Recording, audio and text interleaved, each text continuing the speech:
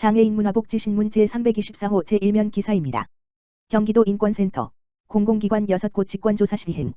경기도 인권센터가 장애인 의무고용을 제대로 이행하고 있지 않은 산하 공공기관 6곳을 직권조사하고 그중 5곳에 대해 부당한 차별행위로 판단했다. 인권센터는 이를 통해 도와 모든 산하 공공기관의 장애인 채용 절차 전반에 관한 제도 개선을 권고했다. 17일 경기도에 따르면 도 인권센터는 지난해 9월 도내 공공기관 중 일부 기관이 장애인 의무고용 인원에 미달했다는 내용의 도민 인권모니터단 제보에 따라 21개 경기도 산하 공공기관, 장애인 의무고용 대상 기관 중 6곳에 대해 직권조사를 개시한 바 있다.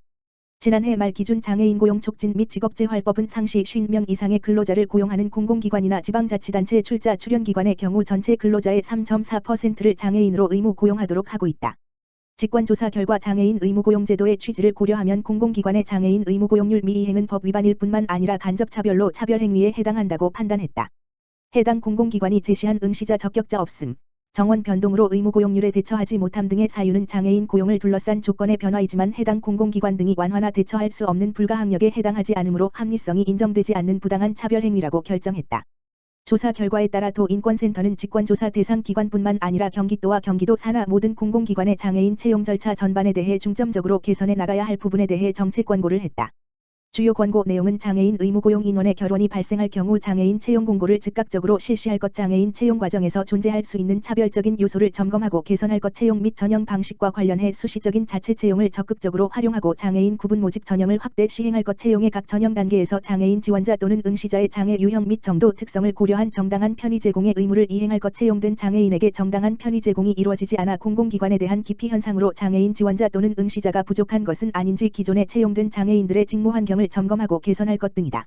경기도 인권센터 관계자는 공공기관의 장애인 의무고용률 미이행은 조사 시점에서의 문제일 뿐 항시적인 문제일 수 있기에 계속해서 공공기관은 물론 경기도청도 장애인 의무고용률 이행 여부를 점검할 계획이라며 지속되거나 반복되는 장애인 의무고용률 미이행을 해소하기 위한 제도와 정책을 점검하겠다고 말했다.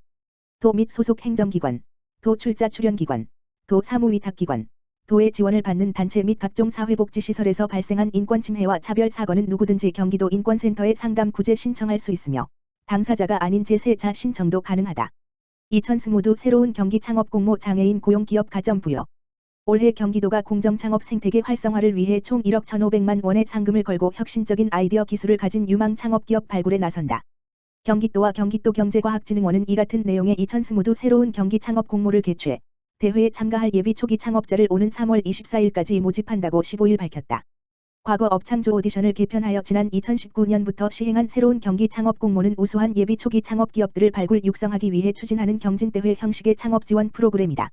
참가 대상은 우수 기술 및 지식산업형 분야 유망 사업화 아이템을 보유한 예비 창업자 또는 창업 3년 이내의 초기 창업자다. 예선 본선 대회까지는 예비 창업자와 초기 창업자를 분리해 경쟁하고 오는 9월 중 개최 예정인 결선대회에서 대상 1팀, 최우수 2팀, 우수 2팀, 장려상 5팀 총 10팀의 입상자를 통합해 선정하게 된다. 이번 공모는 도내 시군과의 연계성 강화를 위해 전년도 시군 창업경진대회 입상자에 대하여 서류심사를 면제하며 사회적 기업, 여성기업, 재창업, 장애인 고용기업의 경우 가점을 부여한다. 특히 올해부터 기업의 법준수 문화 확산을 위해 공정노동 환경 납세 총 4개 분야 주요 법률을 위반한 기업은 참여가 제한된다.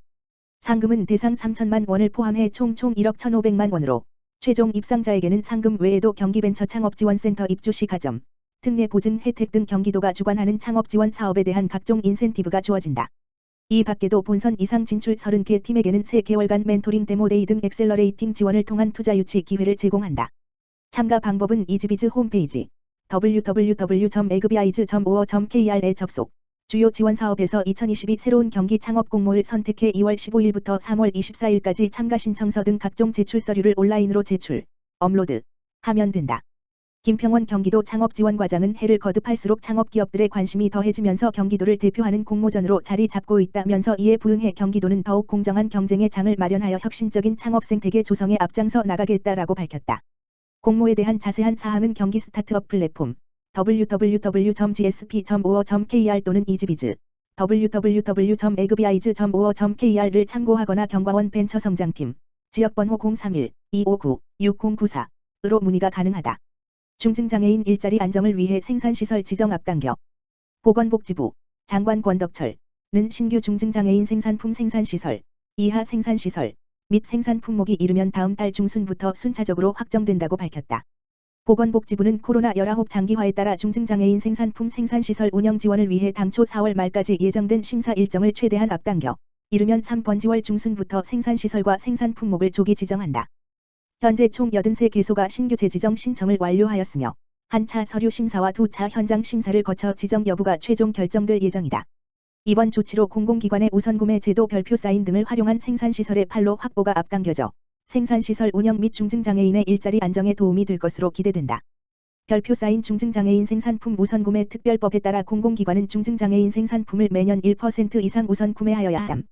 보건복지부 신재형 장애인 자립기반과장은 이번 조치가 중증장애인 생산품 생산시설의 판로 확보 노력에 조금이나마 도움이 되기를 바란다라고 밝히며 특히 공공기관은 중증장애인 생산품 우선구매 특별법에 따라 중증장애인 생산품을 우선구매, 총 구매액의 1% 이상 하여야 하며 수의계약이 가능한 만큼 중증장애인 생산품을 보다 적극적으로 구매해달라라고 강조하였다.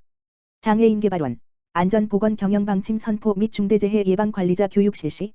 장애인 종합복지공간인 이룸센터를 운영하고 있는 한국장애인개발원, 원장 최경숙, 이하개발원, 은 16일 오후 재해 없는 안전한 이룸센터를 만들기 위한 안전보건경영방침 선포식을 가졌다. 이날 오후 이룸센터 2층 교육실에서 진행된 안전보건경영방침 선포식에서는 경영진과 근로자 대표가 함께 안전보건경영이 모든 경영활동의 최우선 가치임을 표명하고 그 책임과 의무를 다하기 위한 5개 실천 조항을 낭독했다. 개발원은 향후 안전보건 관련 법규 및 제반 규정 준수, 사업장 내 모든 유해 위험 요인 지속 개선, 안전보건에 관한 목표 설정과 이를 달성하기 위한 안전경영 책임계획 수립, 비상대응체계 구축 운영, 전 임직원의 자율적인 안전보건 활동 참여 보장과 안전한 일터 조성 등을 위해 전 임직원이 함께 나아갈 방침이다. 선포식에 앞서 개발원은 원장 이하 관리자급 직원 90여 명이 참석한 가운데 중대재해 처벌 등에 관한 법률, 이하 중대재해처벌법, 시행에 따른 관리자 교육을 온 오프라인으로 동시에 실시하였다.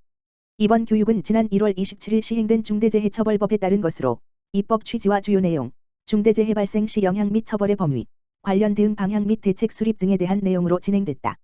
중대재해처벌법에 의하면 중대산업재해 또는 중대시민재해 등이 발생할 경우 경영책임자에게 직접 책임을 묻는 등 민형사상 책임이 강화된다. 또한 중대재해처벌법 적용 대상에 공공시설이 포함되는 만큼 개발원은 많은 장애인들이 이용하는 이룸센터의 중대재해 예방을 위해 이번 교육을 마련한 것이다. 개발원 최경숙 원장은 앞으로도 이룸센터를 중대재해지로 실현으로 이룸센터를 이용하는 종사자와 국민의 생명과 신체를 보호하는 데 최선을 다하겠다고 전했다. 경기도 일자리재단, 발달장애인 작가와 특별한 문화갤러리 운영. 경기도 일자리재단은 사회공헌 활동의 일환으로 비영리단체 아트림과 함께 특별한 문화갤러리 캠페인을 추진하고 발달장애인 작품을 전시한다고 18일 밝혔다. 경기도 일자리재단은 이번 캠페인을 통해 사내의 발달장애인 작가 작품 6점을 전시하고 작가들의 작품 활동을 지원한다. 이를 통해 발달장애인에 대한 선입견을 해소하고 문화예술 분야 일자리 창출에 기여할 예정이다. 홍춘의 경영기획실장은 이번 사회공헌 활동으로 많은 사람들이 발달장애인들의 문화예술 일자리 분야에 더 많은 관심을 기울이는 계기가 되길 바란다며 재단은 사회 소외 계층과 함께 나아갈 수 있는 다양한 사회공헌 활동을 고민해 보겠다고 말했다.